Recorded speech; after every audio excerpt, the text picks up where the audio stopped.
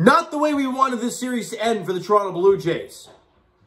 Coming into the game, we're like, okay, the Jays can, if they find a way to beat Shane McClanahan, well, you can be 2.5 games up on the Rays. You can have the 1-game lead in the season series. And what that would mean is once you go down to the Trop, all you have to do is split the series to win the season series. But the Jays get absolutely throttled. 11-0 at Rogers Center today. And are now only half a game up on the Tampa Bay Rays and now trail the season series. So now if you want to win the season series against the O's, you have to go down to the Trop and win 3 of 4. Which we all know is not easy at all. But it is what it is, right? You can't be perfect all the time, and you did win 3 of 5 in this series. So let's enjoy that, I guess. But you can lose a 1-0 game, you can lose 11-0. It doesn't really matter. You lost today. And let's break down this ball game, shall we? Top of the first inning. Kevin Gausman leaves Randy Arozarena at first base, or at third base, excuse me. And Strand's a big-time job there. Bottom of the first inning with Shane McClanahan on the hill. It seems to me, now I could be wrong, does he have trouble in the early goings of ball games? I'm not too sure, because I think in the last outing that we saw, against Shane McClanahan, it was when Kevin Gausman got the line drive off the foot, and I believe we had the lead at that time, and we got to him a little bit early on. Well, you almost did the same here. In that first inning with 1 out, Vladdy single, Bo single, both the double steal as well, and they have second and third, 1 out. You have a chance to take the lead here, and more maybe, against McClanahan and the Rays in the bottom of the first. Chapman strikes out, Teo flies out, and that's the end of the inning. And that was really the only opportunities the Jays had against McClanahan and the Rays in this ball game, because it got hairy in the second. Little bloop single there for Pinto. What else is new from the Rays? He hits an RBI single. Peralta comes in to score, making it 1-0. And then with a guy on, oh God, what was he hit? I think it was a guy on third. Yeah, third and first, I believe. No, was it third? Yeah, it must have been a guy at third. It had to have been. And it was a full count pitch to Paredes. He sucked Paredes. And a beautiful splitter from Kevin Gausman. Right on the bottom corner. A beautiful pitch for strike 3. No. Ball 4. You really want that one back because next batter, 3-run bomb, Yandy Diaz. Or maybe it was 2 batters later. I don't know what it was. It might have been a couple batters later. Yeah, because he went first and third, I believe. And then he got the strikeout and then the home run. I don't know. Either way, wasn't long after that, bottom line, that 3-run shot happened. And the Jays are down 4-0. Seems to happen to Kevin Gausman recently. Give him a lot of multi-run home runs. I think the Odolis Garcia there in Texas was a 3-run shot as well.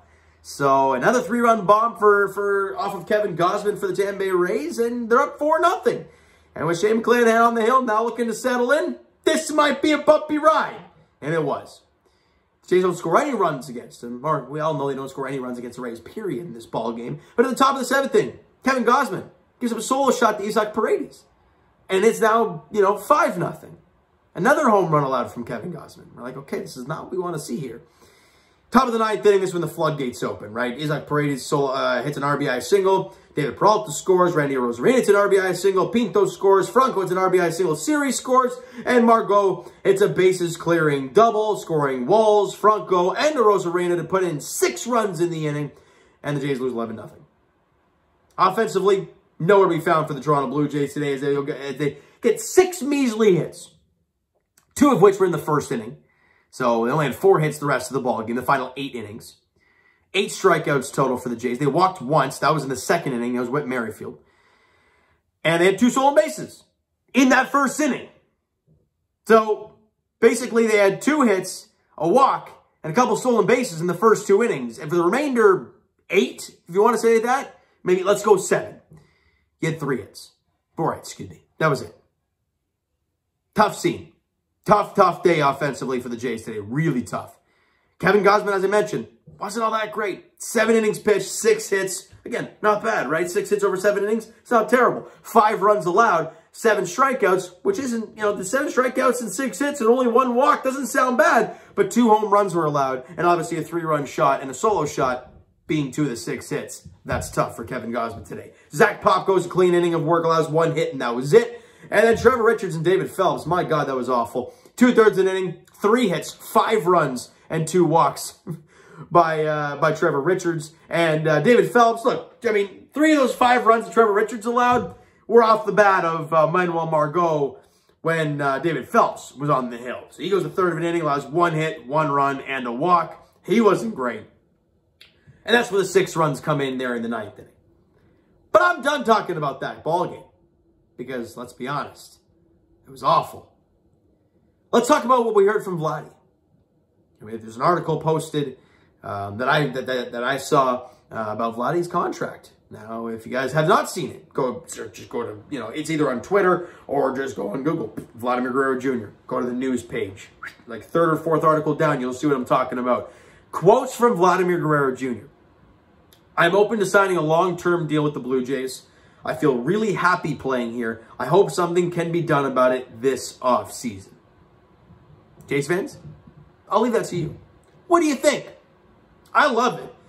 Because if anybody's starting to doubt the long-term stuff for Vladdy, clearly you forget what he's done for this team.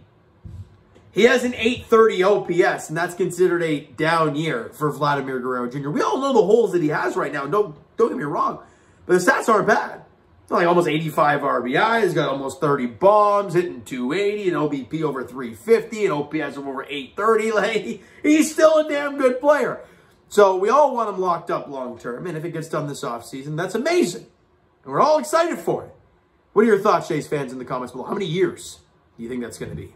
Let me know your thoughts in the comments, and let's move on now, shall we? To this upcoming series against the Baltimore Orioles. And this is a lot bigger than Jays fans realize. With the loss today, the Jays are now 5 games back at the O's. I believe they are off today, so they don't play. With them coming in for 3.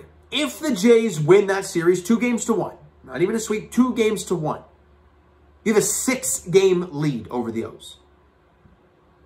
And with after that ball game, it'd be 16, 17 games remaining. And if you have a 6-game lead, you're in pretty good shape. You really are. So what do the Jays need to do to win that series 2-1? Well, here's the pitching matchup, so I'll let you guys go nuts in the comments below about it, shall we? Jordan Lyles gets the ball for the Orioles, if he's all healthy, because he didn't get that chance in Baltimore to face us.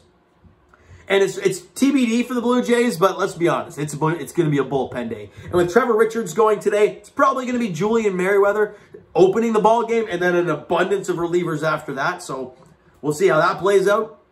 And that's at 7:07 at Rogers Center tomorrow night on Apple TV. Yippee. Game 2 on Saturday afternoon at 3:07. It's Kyle Bradish versus Jose Barrios. Let's see what Jose Barrios can do, right? He's been dominant in the 4 of his last 5 outings. He's allowed like 3 or less runs. He's been really, really good. Can he continue that dominance on Saturday afternoon against the O's? We'll see. And then the finale is Dean Kramer versus Alek Manoah. That is a 1:37 first pitch at Rogers Center. So we talk about it. All we need to do is find a way to take 2 of 3, and you're in the driver's seat. So how do they need to do it? How do they need to do it, Jays fans? Let me know in the comments below. All right, so guys, that is going to do it for this one. You enjoyed the video and not the game. Smack the like button. Do appreciate it. Hit the subscribe button. You guys not already. Comment down below your thoughts on the video, your thoughts on the game. What you like, what you not like from today's game for the Toronto Blue Jays. The Twitter link is down below. So follow up, send me a DM to that great stuff. The Instagram link is also down below. So follow up there if you guys have not done so already. And I will talk to you guys, of course. You guys know when. Tomorrow, Jays Edition. Game 1 of the 3-game set against the Baltimore Orioles at Rogers Center.